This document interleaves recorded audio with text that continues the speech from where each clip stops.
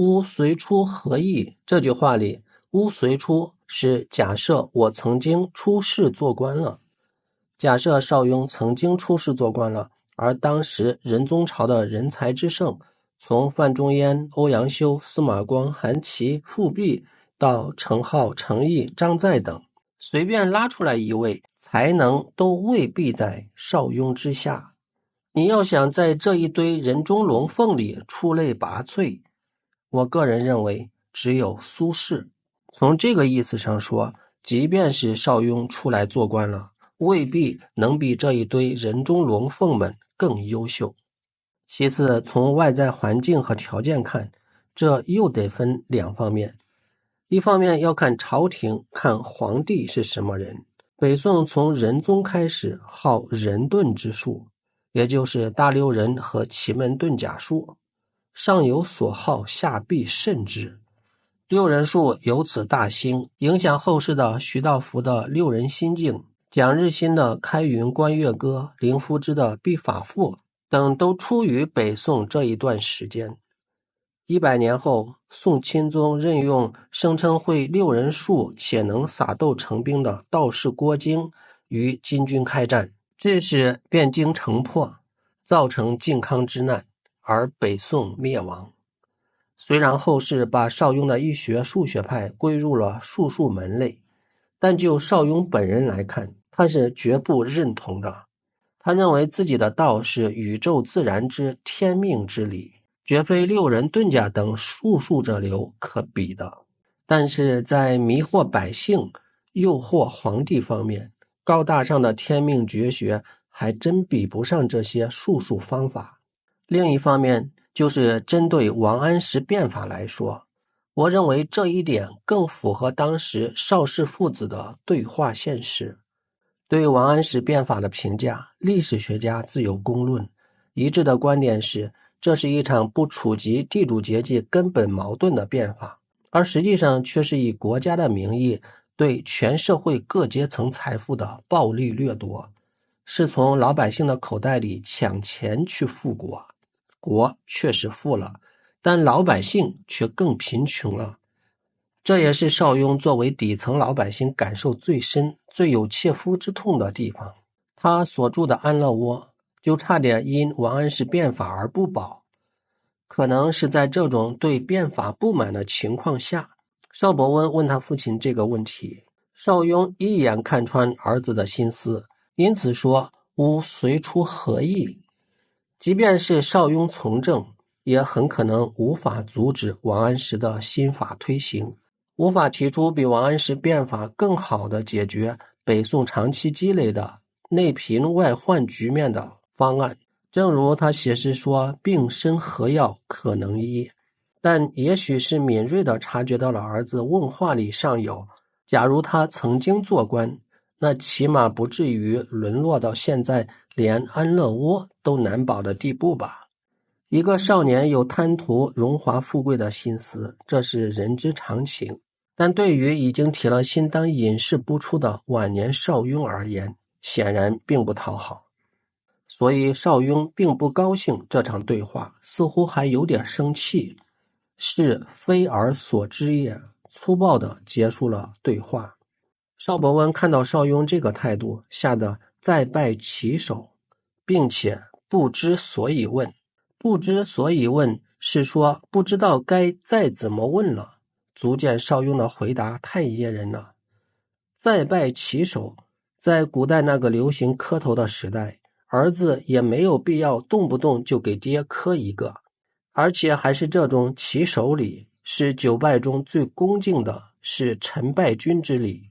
可见当邵雍一生中最不愿被人触及的逆鳞被自己的儿子亲手触碰时，他也难免会作色不悦。但是退一步说，一位热血青年从欲为天下屠龙手到嫌弃胸中一点污，这其中并不全是令人羡慕的智慧和眼界，而更多的是命运以及生活对一位有志青年的无情折磨。而这一生的辛酸又该向谁诉说呢？他称名的安乐窝，终其一生在产权上还是别人的。他这一生一直寄住在别人的宅院里，篱下之谶又何知是他的弟弟呢？他的安乐窝该有几多安乐，几多悲凉呀！邵雍12岁时随父亲举家从河南衡章今林州市迁到共城今辉县市，大概在19岁时生母李氏去世。他丁母丧居苏门山百元之上，拜李之才为师，从物理之学、性命之学和易学。大约邵雍30岁时，举家又从共城迁到了洛阳伊川县沈阴园今伊川县平等乡附近。也就是从这时起，邵雍的父亲邵谷自号为伊川丈人。30岁之后的邵雍仍然是热举科举功名的，也还是抱有仕进之志的。据伊川之后，他可能出狱天宫寺3学院，很可能在这里结识了富弼，之后可能是短暂的做过某些官员的门生。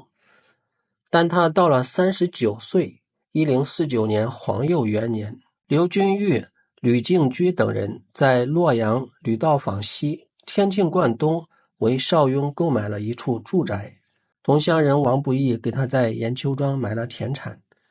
邵雍作新居城承刘君玉殿院一诗，诗中写众贤买得诚心景，独我居为养志秋。他相信无端风雨随狂暴，不信能凌神隐侯。沈隐侯是指南朝梁国的开国功臣、政治家、文学家沈约，晚年因言语得罪梁武帝，忧惧而死。以沈约为自比，可见这时的邵雍也仍然有仕进之心。在吕道坊居住到了第6年时，邵雍来到45岁，在他的学生资助下结了婚，完成了人生大事。而在这一年之前的1054年，韩绛之至诰驻守河洛，成为3城太守。仅不到2年，他又于1056年迁任河北巡抚。好巧不巧，正是在1055这年，邵雍在朋友的引荐下结识了韩绛，在河阳3城游历了几天。而这首祭谢3城太守韩子华舍人的乐府诗，就是在2人分别之后写的。在6年之前还不惧无端风雨，以沈隐侯自比的邵雍，到此时却对仕进当官产生了坚决的退意。注意，我说的是当官，而不是说求功名。许多学者，包括唐明邦先生，在写邵雍评传里也说他是不求闻达，还说他的安乐窝是他隐居之所，这都是不懂邵雍之语。其实我10几年前就已经读过邵雍的《集壤集》，也读过唐明邦先生的《邵雍评传》，但说实话，不到一定的年龄，有些东西真的难懂，比如隐含在邵雍诗作里的思想碎片。这也是我学邵雍并不从黄极经世开始，而从集壤集开始的原因。这其中也许就藏着开启邵雍易学殿堂的钥匙。准确地说，邵雍排斥的仅仅是当官弄权，而不排斥求功名显达于世。邵雍的一生都在追求名，也正是基于此，欧阳斐、韩绛等人在邵雍去世后才积极的活动为邵雍求谥号。有人会说，又要求功名又不想当官，你说的咋这么纠结呢？是的，纠结就是邵雍欲说还休，退而不前的写照。接下来在下一个视频里，我们就从这首祭谢3城太守韩子华舍人的诗中，一字一句的解析诗人有哪些豁达，又有什么纠结吧。再见。